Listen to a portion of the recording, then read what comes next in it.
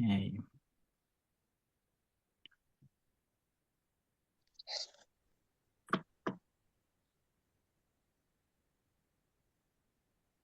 Right. Okay. So we are still having 3 minutes to go. In this time, you can talk in the chat if you have anything to share. I can stop sharing the screen so that you can see properly.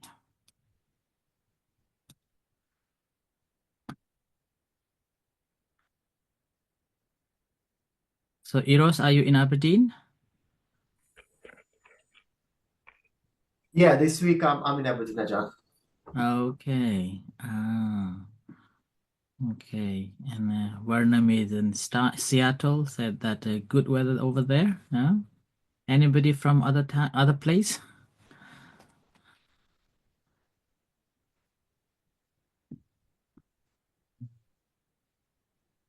Suchwat.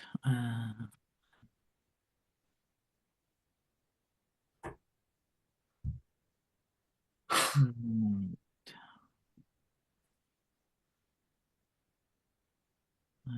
Okay, so yesterday was a full moon. So it was Maga Puja day, and I was away in the different temples just to make some merits, be part of the ceremony.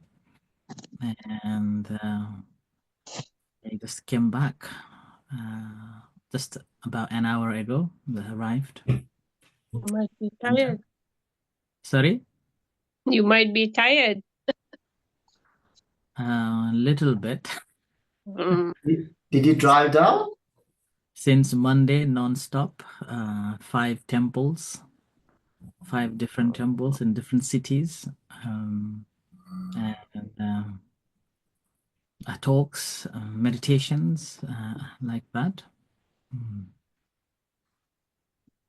Finally got back to center cold weather in Aberdeen.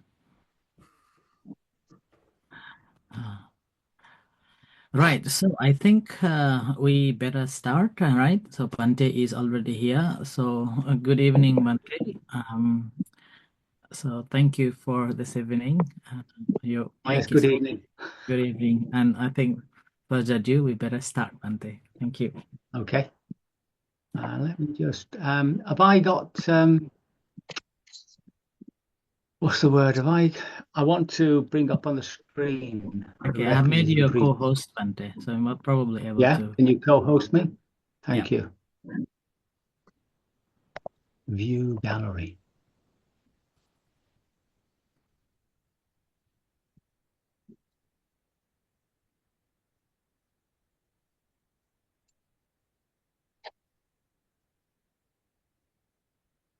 The meantime, I will mute everybody, okay, until the question answer time.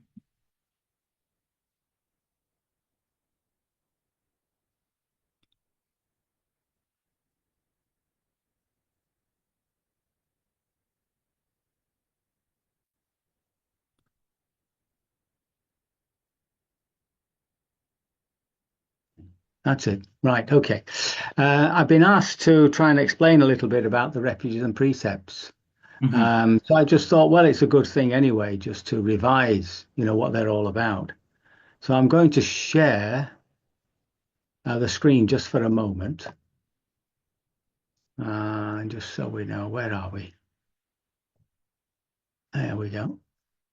Share. Okay. Can you see that? Yep. So, okay, thank you. Right. So if we start at the top there, normally speaking, we bow. So what does that mean when you actually, bow to the Buddha, Dharma, Sangha? So it depends on what meaning you put into it. But it's basically the whole physical action is one of giving in, Yeah. of surrender. Yeah. So when you bow, you're sort of giving yourself to the Buddha Dharma Sangha. But you can bow for all sorts of reasons. You can bow out of gratitude or a sense of awe. Just this amazing teaching that he gave us. And it's quite usual to do that. When I'm on Zoom, I tend not to do it or forget to do it because we're all sitting in chairs and stuff. But I ought to bring it in really because it's so important to get that attitude of surrendering oneself, but you don't lose your ability to question the teachings. They've got to make sense to us. But it makes it much easier if you're open-minded and open-hearted about it. Westerners, is there a Westerner? Let's have a look, who's there? Just a minute. Oh yeah, well there's Vernon. So he'll probably understand what I'm saying. For people in the West, you get teachings like rebirth, which just don't go well with our religious history. And so it's a bit difficult for us. And because, we're so committed to a scientific view of life, thinking that all there is matter. So that can be a bit of a sticking point. But if you're just open-minded, open-hearted, what's the problem? It may or may not be true. We've got to find that out for ourselves. So then we say Namo Tassa Bhagavato Arahato Samma Sambuddhassa. The Pali is an Indo-European language, of course, and therefore all those vowels are open vowels, a bit like Italian, really. They're very open vowels. Sometimes they're long, like gacciami. Sometimes they're short, sarana, see? But the actual sound of the vowel is very open, as I say, like Italian.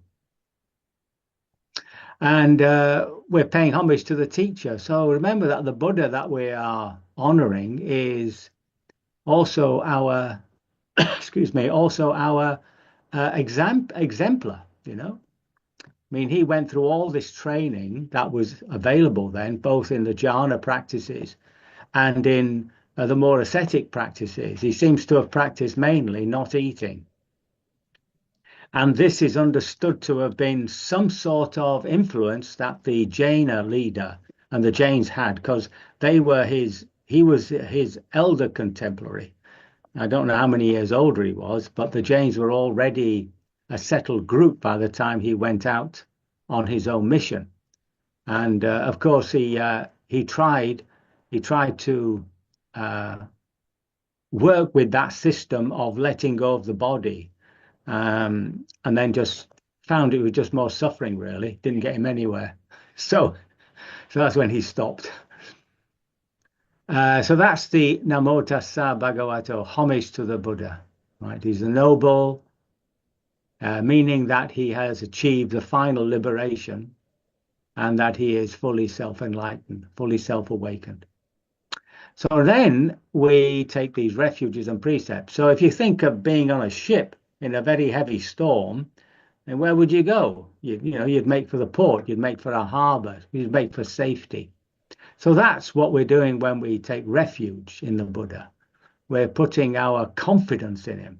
And confidence is often translated as faith, which is fine, so long as you don't mean by faith also a belief. That can be confusing. So faith is an attitude. Belief is a statement. It's a philosophy. But here we're just talking about an attitude of confidence.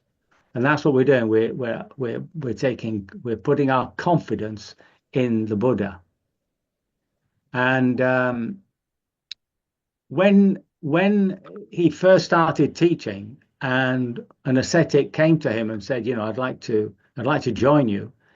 We call it the first ordination. He just said, "Ehi passiko," he said, come and try, and that's known as the first ordination. After a few of his followers became arahats, he then established this particular form, for people who are joining him as disciples, other ascetics. So this is what we call the second ordination, Buddhaṃ Saranang Gacchāmi, you see, Dhammam and the Sangha. So then he's asking people who want to be monastics like himself to take that, they must take refuge, they must have confidence in him and in what he's teaching and the practice, that's the Dharma, and those people who attain one of the paths and fruits. So it's known as the second ordination. And then the third ordination comes because after about 20 years, the caliber, the quality of the monks and nuns who were joining him got less and less wonderful. And they began breaking rules. They began doing things which, well, weren't right. Some of them just according to the institutional rules. But one obvious one that you might be amused by, is that lay people complained that the monks were around all times of the day with their bowls, hunting for food. And some of them came round twice. So that's when he established the rule that you could only go out an alms round once, and it had to be eaten by midday. So that's where that rule came from. So as these rules grew and grew and grew, by the end he had about 227, then that became the ordination. And this form that we're looking at became the ordination for lay people taking refuges and precepts. So that's the Buddha. The Dharma is the teaching and the practice, and the Sangha refers to those people who are in one of the paths and fruits. So remember, there are 4 stages of becoming fully liberated. And if you want to, we can go into that another time. And you might ask, especially for someone who is coming into Buddhism like myself, how does somebody who is not a Buddhist but becomes a Buddhist follower, what are the qualities, or what makes them do that, you see? Well, it's, in my own understanding, it's that point in a practice where you sort of realize that this is the path you want to follow. This is the path. And it comes with a great sense of certainty that this is what you really want to follow. It doesn't stop you from investigating or taking teachings from other paths, but the Buddha, the Dharma, and the Buddha and the Dhamma are your touchstones. That's what you rely upon for your ultimate moral, ethical, and spiritual guidance. And at that point, you take refuges and precepts as a real life commitment, like getting married. It's like you commit yourself. Even so, even though you take these refuges and precepts, there's not a time written on them. So it might be that after 10 years, you suddenly realize that, oh no, I'm more interested in Islam. And then you become a Muslim. There's no time on it. And that's exactly the same with the ordination of monks and nuns. When you join the order, you don't join for a time. You don't say, that part of the ordination might be that you have to join for life or something. So if we compare that, say, with Christian monks, I think the Benedictines, after 8 years of being in the monastery, have to make a decision as to whether they're going to remain there for the rest of their lives or leave, basically. Well, that isn't what happens in the Buddhist Sangha. You join and you can leave whenever you want. To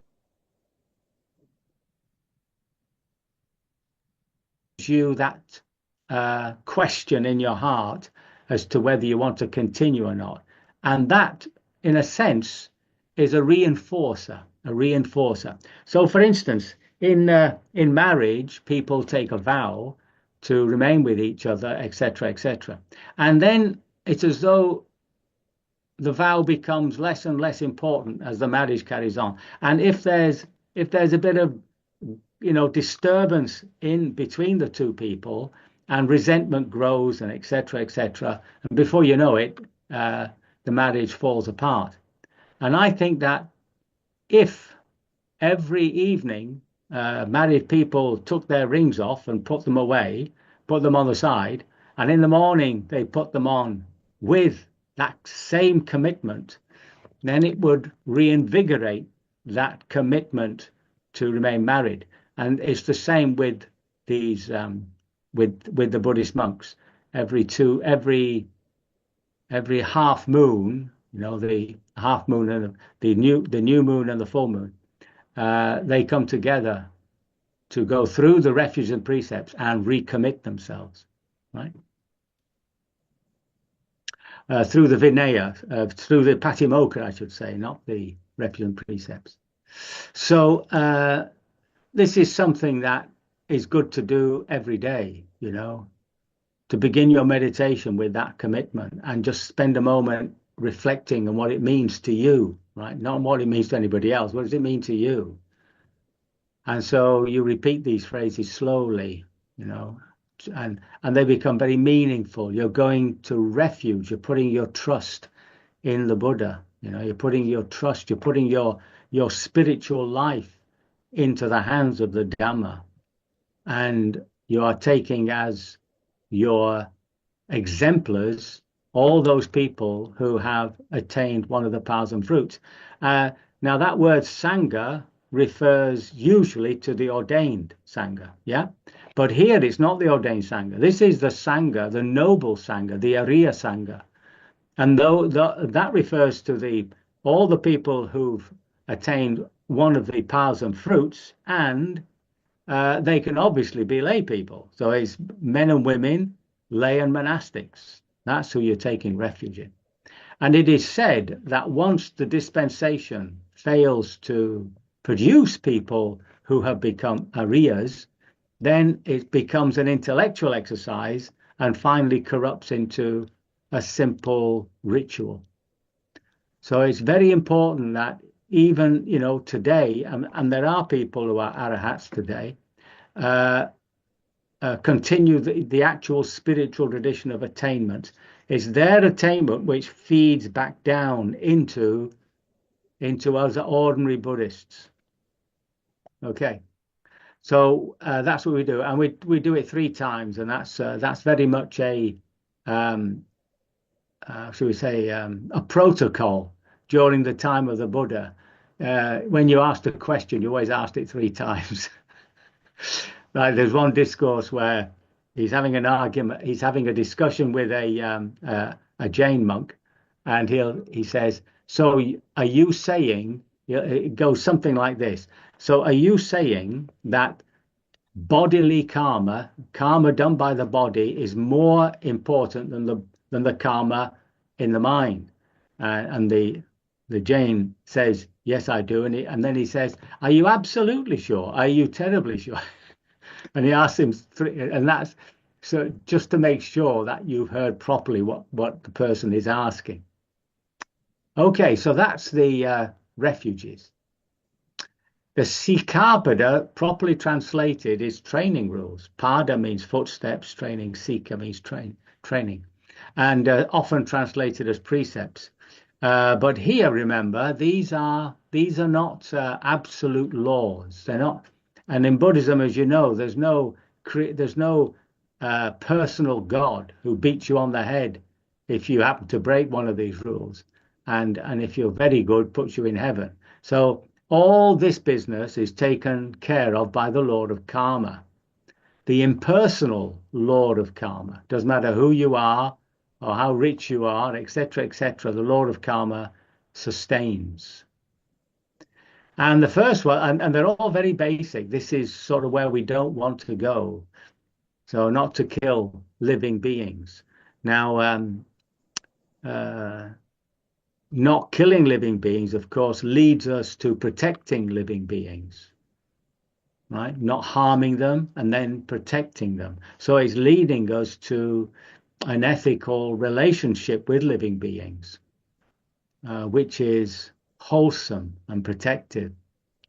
Now, because these rules are not absolute laws, there may be occasion when you have to kill living beings. We had an occasion here with rats that were infecting. They were up in the roof, and we were afraid of them coming into the house.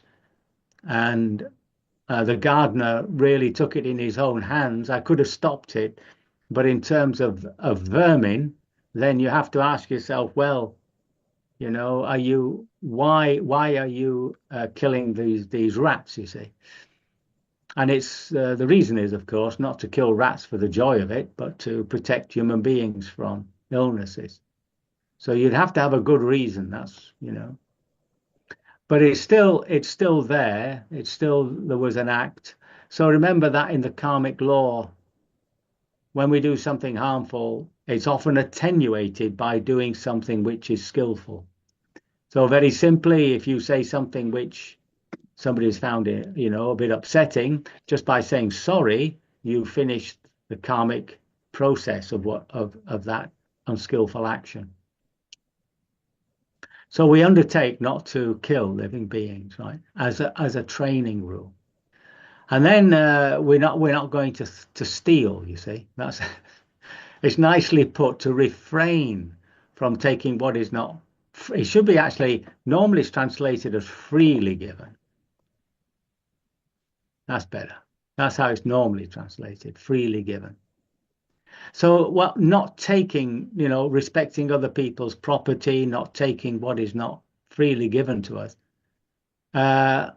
leads us towards, you know, generosity. So instead of always wanting what the other person has, because that's why you steal, of course, you're more open to giving what you have. And generosity is, you know, one of the great virtues. The Buddha always started his talks to lay people with dana. He always started off with generosity, and he pointed out that even thieves can be generous. Having taken something from you, they might give it to somebody else. Now, the next one is to do with refraining from sexual misconduct. And that's what it's put down as, kamesu, you know, karma in that sense. But it also has a meaning of indulgence. So it's not, I mean, in its restricted form, it's just sexual misconduct. But in its more, should we say, wider form, it's really looking at indulgence and seeing that by indulging our senses, by overeating, over drinking, and all that sort of stuff, that is also contrary to the spiritual life. The next one is to refrain from false speech, not to tell lies. And this is right speech. This is easy enough to keep. I think sometimes we find ourselves in a place where we talk about white lies. So saying something for what we consider to be a good reason. You might, for instance, not want to tell somebody that you're ill. You've got a serious illness. You don't want to tell them just yet, but they ask you how you are, and you say, "Oh yeah, no, I'm fine. I'm fine." It's little things like that which I think does not come under the idea of false speech. False speech is to take advantage. Yeah. And of course, right speech is quite the opposite, speaking truthful, kindly, at the right time, and so on and so forth. And then finally, intoxicants. So that's really our whole practice is concerned with maintaining mindfulness. So putting anything into the body which is going to disturb that sense of mindfulness is obviously not something we ought to do.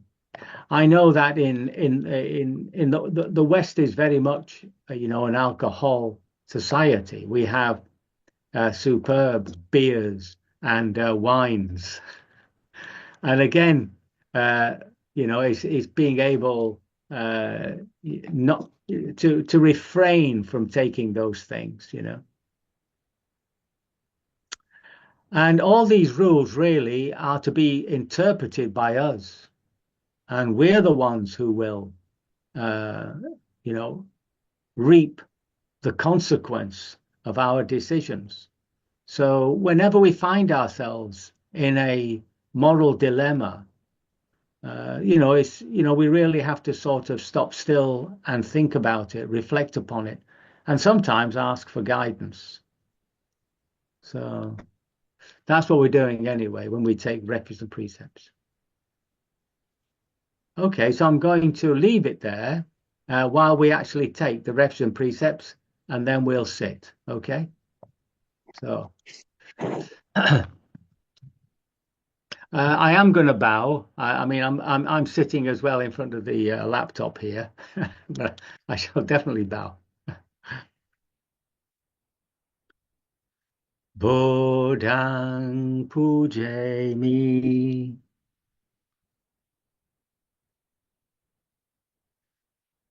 Dhammang Pujami.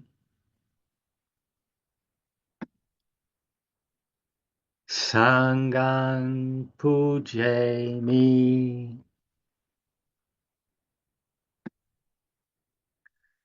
Now, I know that traditionally people repeat these things after the monastic, but in this case, just chant along with me. Namo tassa bhagavato arahato samma sambuddhassa.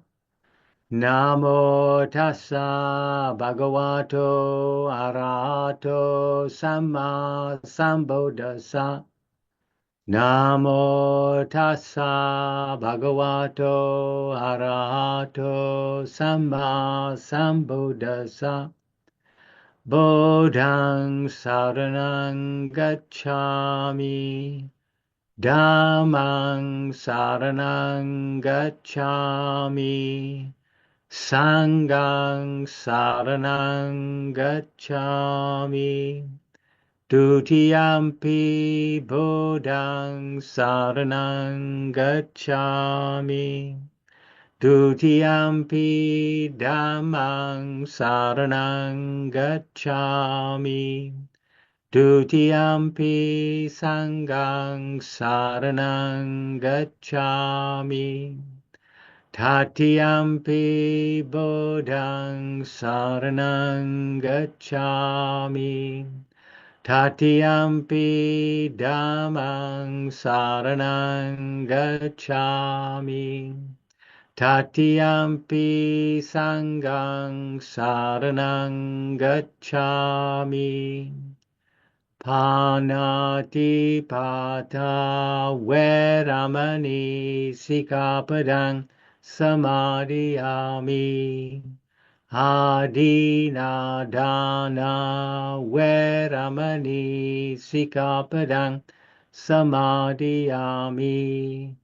Kame sumi chachara veramani sikapadang samadhiyami.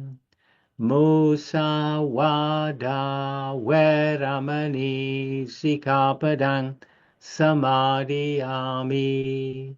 Sura miraya majja pamadatana veramani sikapadang samadhiyami.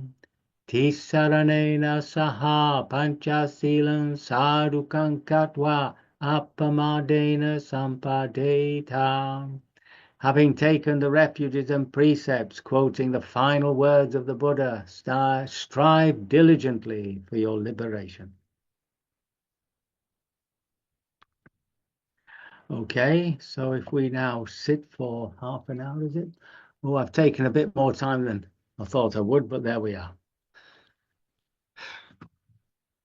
So if you just like to get yourself into a comfortable position, and we'll do a little sitting. And then I'll go straight into the metta practice, and then we'll see if there's any questions. Okay.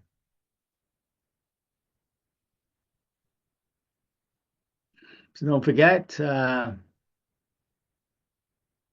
just put some energy into that posture. Well, it's mainly up the spine. And if you have a bad back like me, it's all right to have something just supporting that, but you have to lift the spine. And then spending that moment relaxing the brow, the jaw, the shoulders.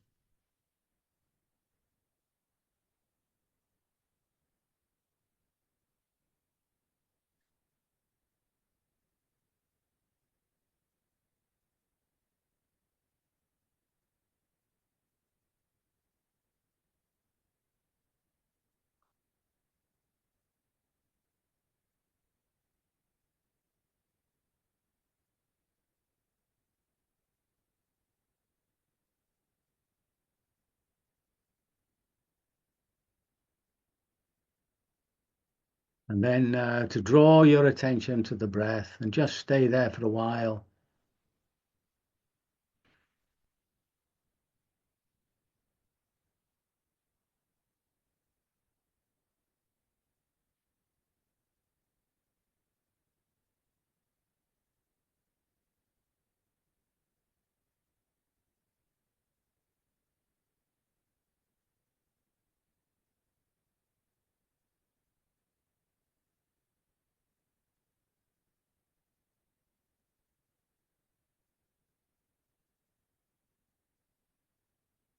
And then as and when you feel settled, just whatever draws your attention within that field of awareness, open up to it, feel it, explore it. What's it made of? Seeing its impermanent nature, seeing it as an object, feeling it.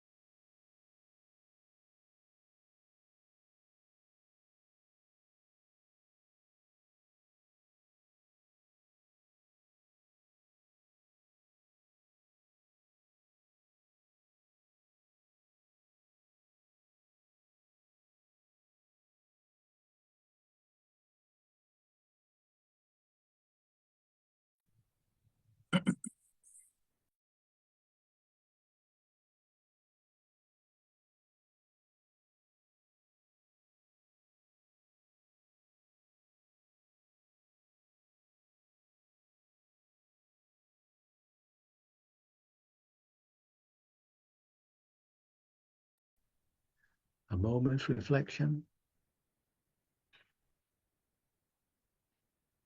How did you deal with the various things that came up during that time?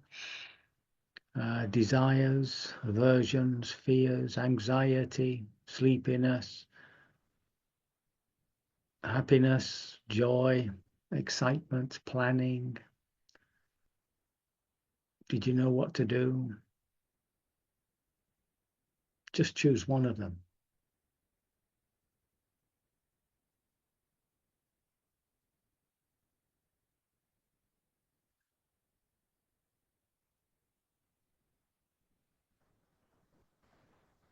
Can you formulate a resolution around that?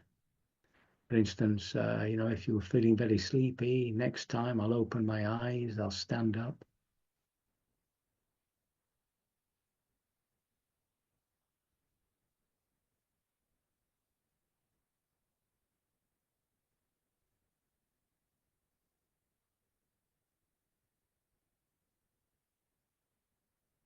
So let's practice a little metta bhavana. So again, using whatever blessings you normally use. The traditional ones you might say are may you be safe, well, and happy. And then to develop an ease of living, to live more contented in harmony with the world, even when the world is not a pleasant place for us. May you be safe, well, and happy. May you live contented in harmony with the world. Let's bring to mind a benefactor, someone who's helped us in our lives.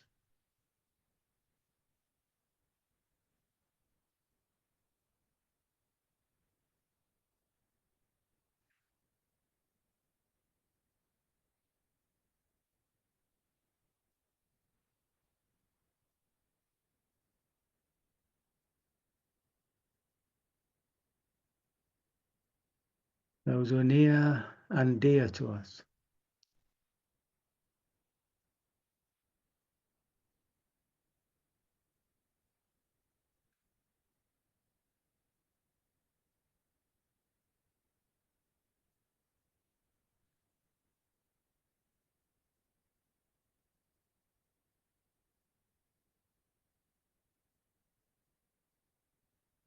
Friends, people at work, whomever we wish.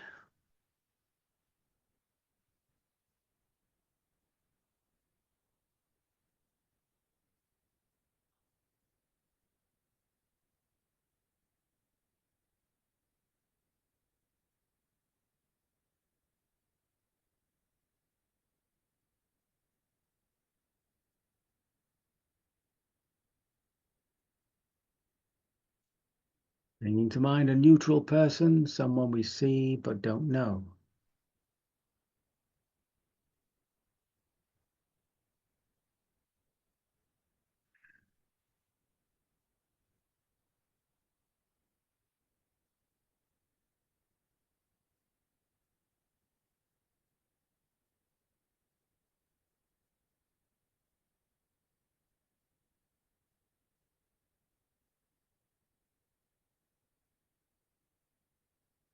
Learning the stream of goodwill towards ourselves.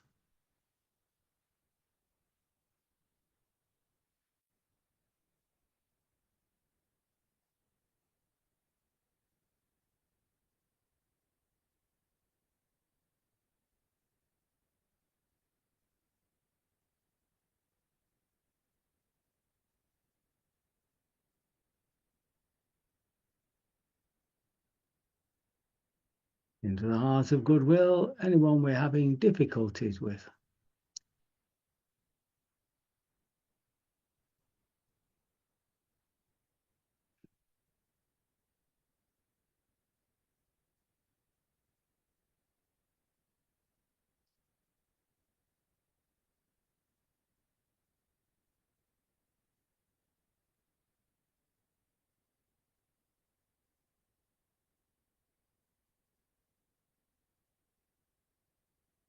Radiating outwardly, first of all, to each other, our present spiritual companions.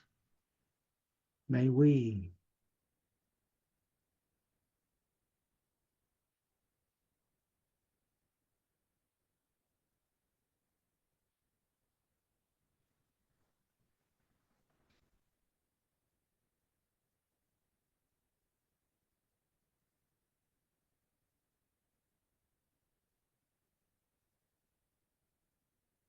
radiating outwards to all our neighbors and neighborhood.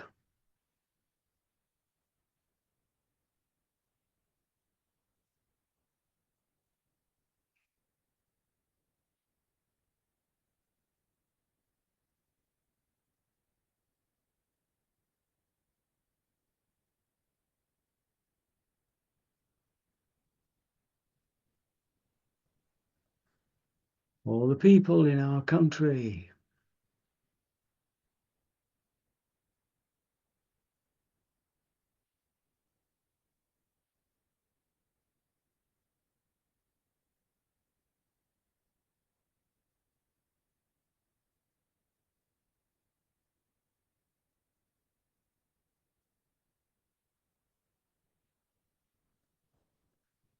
All the peoples of Europe.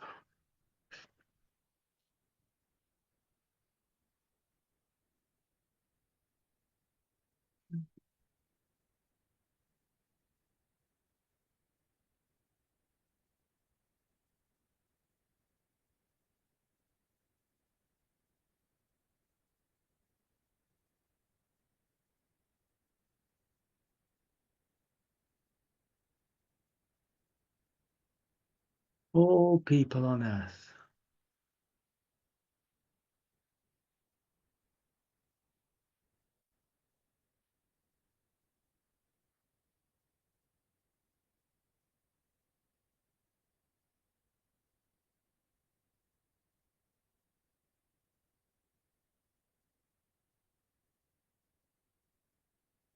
And to all beings in all directions.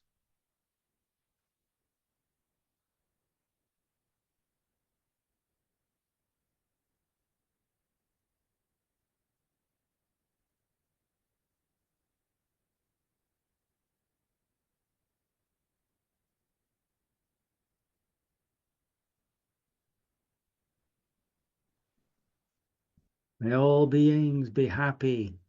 Sabe sata sukita hontu. Sabe sata sukita hontu. Sabe sata sukita hontu. Sadhu, sadhu, sadhu.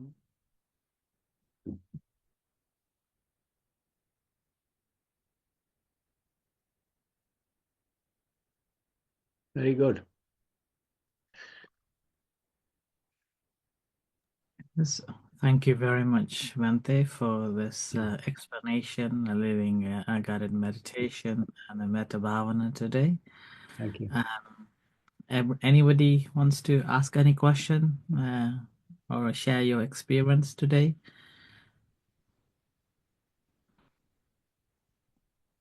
There was one question, Oh, it's on the chat box, is it? not in a chat box. I've got nothing on my chat box. Not in mine. Oh, in yours. Maybe, we have a Rose here, so she asked the question, emailed me. Rose, would you like to ask a question that you emailed me? Couldn't find the email. You have to unmute if you want to ask.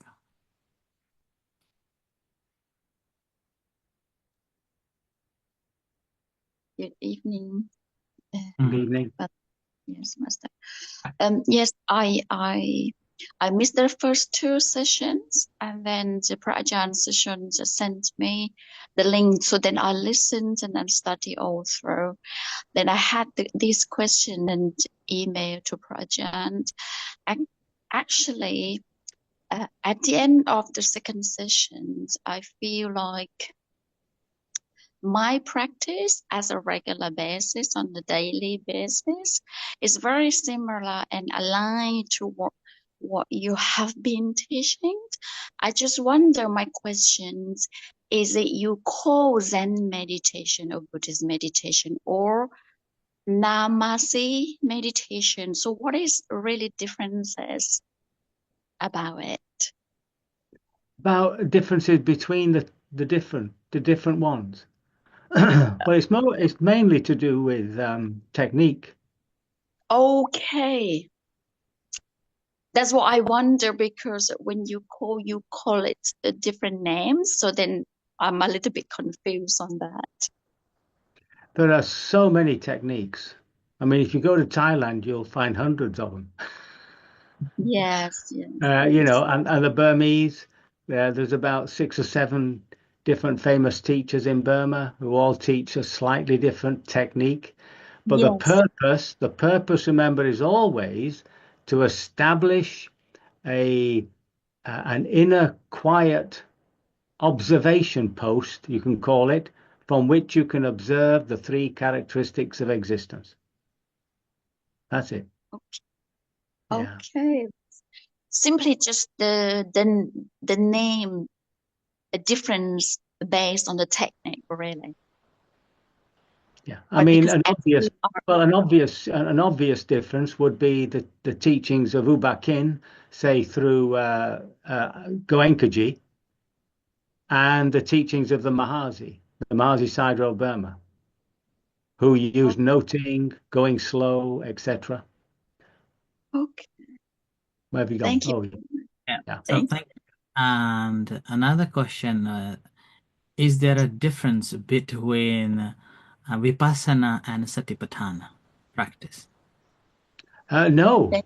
the Satipatthana discourse is concerned with Vipassana, insight practice. You get these 2 words constantly coming up in the verses. Sampajano Satima. So Sampajano is with intuitive intelligence, with curiosity, and Satima is awareness. So Sati Panya. Mhm. They're Another 2 thing, sides. They're 2 yes. sides of the same coin, you see. The Mhm. awareness is receptive, receiving, but what grasps, what understands what you're actually observing, that's the intelligence, and it's an intuitive intelligence. It's not rational. It's got nothing to do with words. You either see it or you don't. So insights are immediate. Okay. And there's Prajan, may I have a little bit of that, please? As we know, at the world of the meditation, we do have 2 kinds of meditation, which we call samatha meditation and vipassana in meditations. When you say about that, so how you gonna categorize that with a sati sampajanya? Yeah, the absorption meditation, the jhana meditation, are concerned with developing beautiful mental states. And they are joyful. They're to be enjoyed. There is a danger that you become attached to them, but the Buddha was all for developing samatha. But vipassana is an investigative process. So you always bring in that sense of curiosity, which is how I personally translate the word piti, which is normally translated as joy, as one of the 7 factors of enlightenment. But it's the joy of interest. Yeah. And in certain schools, the ones that I might be confusing you here, but in the discourses, the jhana that the Buddha talks about are also in themselves a process of investigation. But there is a difference between being in a jhana state and observing the qualities, the 3 characteristics, and absorbing into the jhana states, where you are simply in a state of pure happiness. So it's a bit like watching a film. So you can either watch a film and to observe the acting or the directing or the camera angles or the way the light is used, or you can just dive into the film and 2 hours later you come out and say, wasn't that a wonderful film? So you lose yourself in it. That's the absorption. Yeah, thank you very much. Thank you. Okay. Thank you, Prajan. Yeah.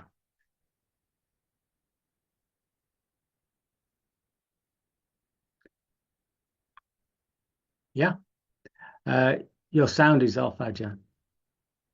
Sorry, I was just saying that I don't have any other questions now. No? Just Okay. on the spot, anybody wants to ask the question to the Bhante, or you can share your experiences of your practice. So, floor is yours. It sounds nobody's gonna ask and nobody's gonna share, which is a sound of a perfect silence. Oh, I think Erosh wants to say something. All right, okay. Yeah, I have a question, Bhante. I do Anapana meditation, and when the breath becomes subtler and subtler, sometimes it disappears, and you lose actually the object and the base of it, and then more and more thoughts come in, and it's difficult to keep your concentration. How do you handle this? Well, if you think of the body and mind, they're reacting off each other. So what happens there is your feel of the breath coming and going, and you're aware of it, and the body's relaxing and relaxing and relaxing, but the concentration is not keeping up with the relaxation of the body, so it loses contact. See? And then, so now you have a choice. You can either stay in that place just feeling whatever you can, or draw your attention to the body itself. So you can move off where you're watching the breath and just go down the body and come up the body, you see. And as you do that, the breath will reappear and then you go back to the breath. Okay. But you're right. The danger when that happens is that we drop the concentration almost completely and the mind goes off all over the place. Yeah. So you always give this, you have to always give the mind something to do, the awareness something to do, or else it'll do something with you, you see. Yeah. Thank you, Bhante. Yeah. That's a good sign to the meditator, though. The fact that, you're getting there, you're very still on the breath, and then somehow the breath begins to disappear. So be careful, and you put your attention on some other part of the body, and then when it comes back, you go back to the breath. Yeah. That's a good sign. Yeah. Thank you. Yeah.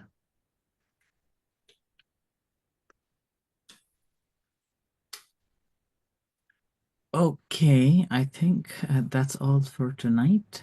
That's lovely. Yes. So thank you very Yeah, is that a picture you've got there, Durga? Are you up in Scotland somewhere? Durga Oh, yeah. in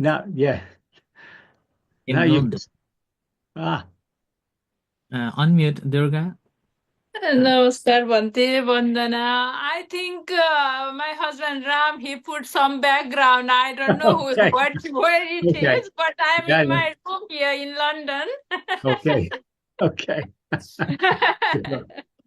Thank you so much, Bhante. This has Thank you. been really, really, really well. I was just listening all the nice chat here, and thank you so much.